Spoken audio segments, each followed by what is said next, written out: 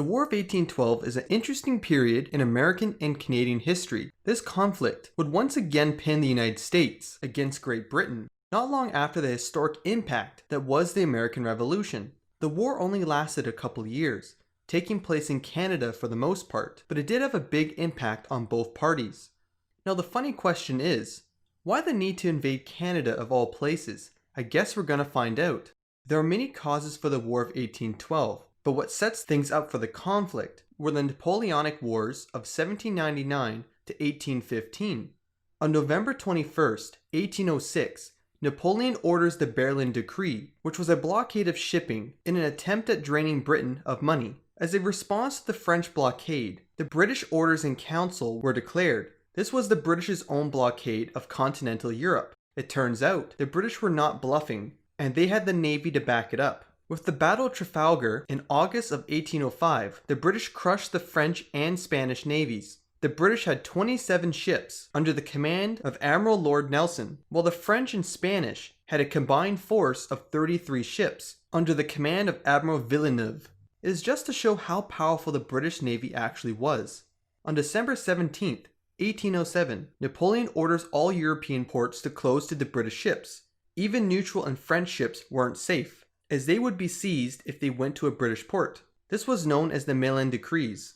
The war on trade for the French and British gave many problems to neutral nations. One such nation was the recently established United States of America. The US for many years dealt with the British stopping American ships in Europe, searching the ships for what the British deemed as contraband, which could literally mean anything they declared not legal. The British pushed their boundaries more when they looked on American vessels for British deserters that could not endure the Royal Navy. From what it seems, the British did not have much respect for the Americans, and if I had to guess to why that is, I would have to say the American Revolution was the root cause of it. The British did not see the Americans as American. Even certificates of American citizenship were seemingly ignored, as some British captains tried to seize native-born Americans and forced them to serve in the British Navy, and this was known as impressment. One such example of this is known as the Chesapeake Affair. This event took place in the summer of 1807 when a few men deserted the British ships to join the crew of the USS Chesapeake, a US warship, just off the coast of Virginia. The captain of the Chesapeake was James Barron, who was a sailor in the American Revolution.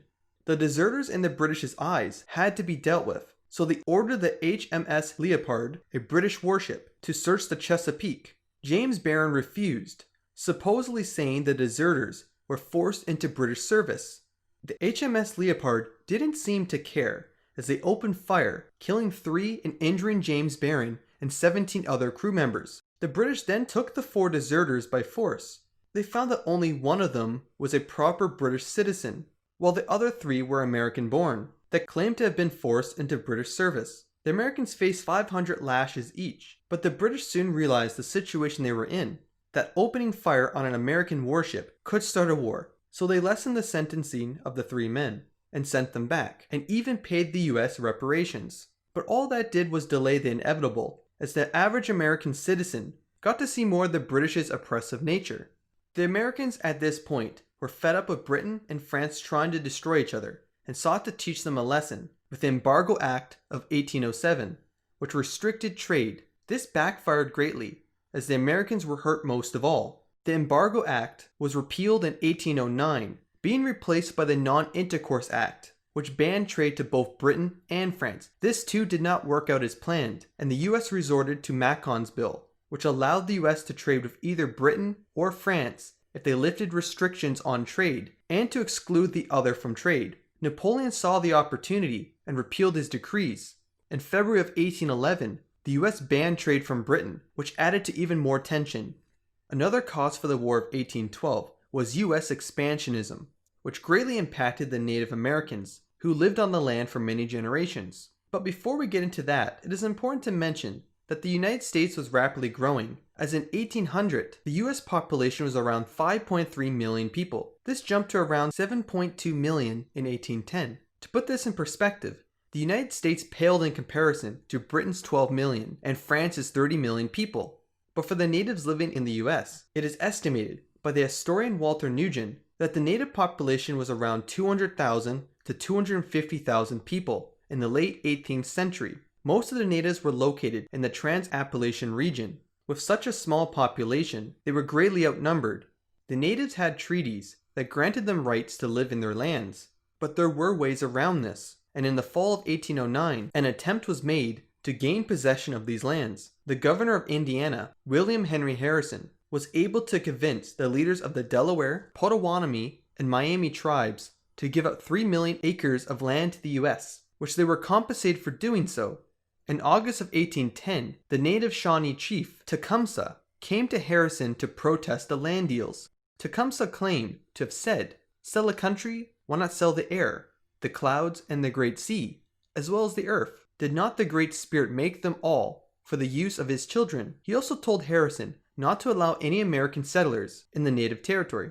On November 7, 1811, Harrison gathered a force of 1,000 men and attacked Tecumseh's camp at Prophetstown. Tecumseh was not there at the time, as he was out recruiting members for his goal of a native confederacy. Harrison was ambushed by Tecumseh's brother, and they took heavy casualties, but they still managed to burn down Prophetstown. This event is known as the Battle of Tippecanoe. One of the possible reasons for burning the town down was probably an attempt to stop Tecumseh's goal of unifying the native tribes at an early stage. Of course, that is not what happened. The sacking of Prophetstown only put the natives in a corner, with nothing else to do but fight back. Most native tribes sided with the British and even took arms and ammunition from them. The British were quick to stop when caught red-handed, but this would give more power to American warhawks and aggressive expansionists that wanted a war with Britain, and they saw Canada as an easy target. Now, it's easy to think that all Americans at the time were in favor of overreaching expansionism, but that is just not the case. There were three clear perspectives. The first being the hardcore expansionists that wanted to take revenge on Britain for trampling over maritime rights. They dreamed of a North America that was controlled by the United States, which means they had to go to war with Canada. It would also be very beneficial to take Canada for its resources, so I'm sure that played a part too.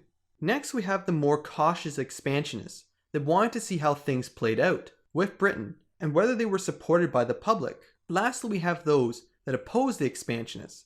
They believed it was a horrendous act to attack Canada, while Britain was abusing the Americans at sea. I think the point by the historian Gerald A. Combs really makes you think. If maritime grievances were the motivation for war, why did the New England area oppose the war, where the grievances were most impactful? I mean, it kind of sounds like the hardcore expansionists just wanted a power grab.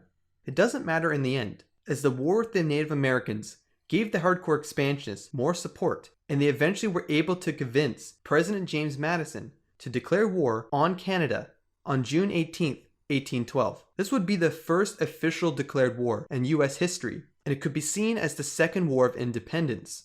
Here's where things get a little strange. The British Parliament was going to repeal their trade restrictions, but the United States already sent a declaration of war. A month and a half later, the US received word that Britain would repeal the restrictions. Both countries waited to hear the other out, but only for a brief moment, as they both went to war soon after. It is funny to think that maybe if the United States waited it out and not have declared war, the War of 1812 could have been avoided through dialogue. What do you guys think? Let me know in the comments.